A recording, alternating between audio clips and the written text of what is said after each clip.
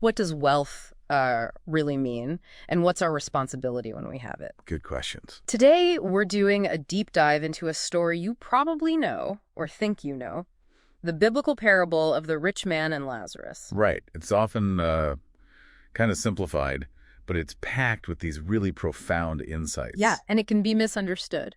Our mission today really is to unpack what this specific text, drawing directly from our source material, reveals about how we view, maybe how we should view, and use our resources. And what truly matters in the, grand scheme of things. Exactly. And it's crucial to see this isn't just a simple rich versus poor story. It's actually a much deeper warning. Okay, so let's start where the story starts, their earthly lives.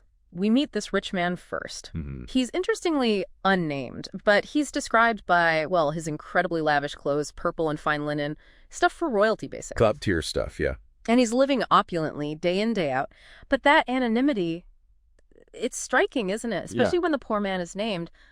What's the thinking there from our sources? Well, it's really significant. One strong interpretation we found suggests that because he's unnamed, it implies God doesn't remember his name. Wow. Meaning, it's not in the metaphorical book of life. That's a heavy implication. Definitely. And then you contrast that immediately with Lazarus, the beggar, who is named Lazarus. God remembers him. And his situation is just dire. Oh, absolutely. Yeah. He's described lying right there at the rich man's gate, covered in sores, painful ones. Just wanting scraps. Yeah, longing for even the crumbs from the rich man's table. And the image gets even more graphic. Dogs are coming and licking his sores. It's really unsettling. It paints such a vivid picture of neglect right at the doorstep. Right there. Okay, so the rich man is feasting sumptuously daily. And this is where our sources add, I think, a really interesting layer. It wasn't just about throwing big dinner parties, was it? No, not just literal banquets. That phrase, feasting sumptuously daily, the sources suggest it's much broader. It implies he used everything God had given him, not just money, but his health, his time, his wisdom, all his prosperity, purely for himself, for his own pleasure, his own self-gratification, instead of, considering God's purposes for those resources. So that sets up this critical idea of stewardship then. Exactly. Stewardship, the idea that what we have isn't ultimately ours, but we're managing it. Right. Okay, so then the story takes a sharp turn. Both men die. A complete reversal. Lazarus is carried by angels to what's called Abraham's bosom, a place of comfort, peace. And the rich man. He finds himself in Hades, in torment, suffering. And from there, he sees Abraham far off and Lazarus with him. And he cries out, doesn't he? He does. He begs Abraham, send Lazarus just to dip the tip of his finger in water and cool my tongue because I'm in agony in this fire. Wow. The irony. Huge irony. And Abraham basically says, son, remember that in your lifetime you received your good things and Lazarus likewise bad things. But now he is comforted here and you are in anguish. And there's that chasm. Yes. Abraham points out this great chasm fixed between them, so no one can cross either way. It's final. Then the rich man shifts tactics. He asks Abraham to send Lazarus back to earth. Right. To warn his 5 brothers so they won't end up in the same place of torment. And Abraham's response is quite definitive. Very. He says, they have Moses and the prophets. Yeah. Let them listen to them. Basically, they already have the scriptures. They have God's word. If they won't listen to that. Exactly.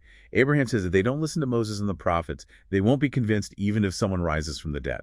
Which is, quite a statement about the power and sufficiency of what they already had. It really is. No excuses, essentially. So let's pull back. Looking at the bigger picture, what do our sources say is the main thrust of this parable? What's it really about? Well, the sources we looked at are pretty clear on this. The parable is directly targeting issues around money. Money itself, or the attitude. The attitude, primarily. Jesus told this contextually as a warning specifically to the Pharisees, who were described as lovers of money. And they had this mistaken belief that their wealth was theirs, their own accomplishment, their own possession. Instead of seeing it as from God. Precisely.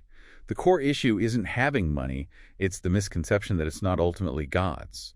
Our sources stress that all money is God's. Things like tithes are just a minimum way of acknowledging that reality, returning a portion of what was always his. That reframes things significantly. And what about Lazarus' role in this? Beyond being the suffering poor man, is there more to it? Yes, there's a fascinating insight there. Lazarus, sitting right at the gate, He represented an opportunity for the rich man. An opportunity? How so? An opportunity given by God. A chance for the rich man to use his, abundant resources for God's purposes.